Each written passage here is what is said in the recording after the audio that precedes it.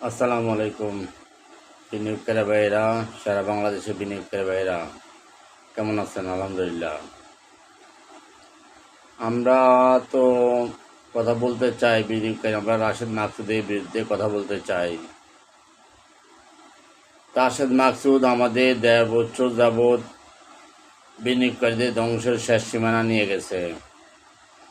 যে রাশেদ মাকসুদের নামে ২৬৪ কোটি টাকা ব্যাংক জালিয়াতি মামলা আছে, সেই রাশেদ মাকসুদকে কেন অন্তর্বর্তীকালীন সরকার শেয়ার বাজার দায়িত্ব দেওয়া হয়েছে উনি ভালো জানে। কেন চোর ডাকাত জেনে শুনে ওকে বেশি চেয়ারম্যান বানানো হয়েছে বিনিয়োগকারী ধ্বংস করার জন্য। কেন ওকে এগুলো করানো হয়েছে, এটার বিচার চাই। বিনিয়োগকারী ধ্বংসের শেষ সীমায় চলে গেছে। বিনিয়োগকারীদের হাসি নাই, মুখে হাসি নাই। বিনিয়োগকারী অসুস্থ হয়ে গেছে, ধ্বংস হয়ে গেছে, স্ট্রোক করছে। স্ট্রোক করে বহু বিনিয়োগকারী মৃত্যু হয়ে গেছে। তারপর আমরা এখন বলতে চাই, বর্তমানে আমাদের একটা সরকার আসছে, নির্বাচনী সরকার।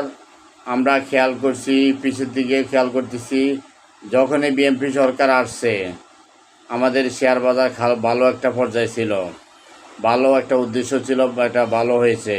খারাপ উদ্দেশ্য আমরা খারাপ দেখিনি। কিন্তু বর্তমানে আমরা বিএনপি সরকারের জানতে চাই, এই রাশেদ মাকসুদ সব সেক্টর দেখতেছি মোটামুটি একটা পরিবর্তন আসতেছে।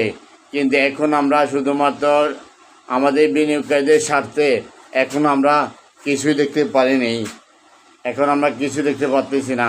সেজন্য আমরা এটা নিয়ে আফসোস করতেছি। আমরা সরকারের কাছে আবেদন করতেছি, কেন এই চোর ডাকাত এখনও বহাল আছে?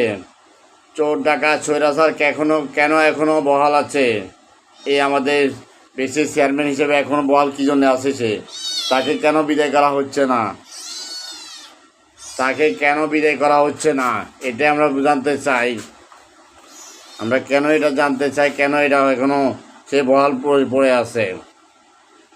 তাই দ্রুত চাই ওকে আইনে আওতা আনা হোক, ওকে বিশেষ চেয়ারম্যান হিসেবে পদত্যাগ করে ওকে আইনে আওতা আনা হোক।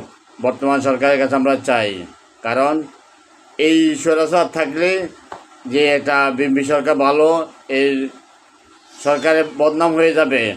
আমরা সেই জন্যে আমরা জানি সরকার ভালো, এই সরকার আমরা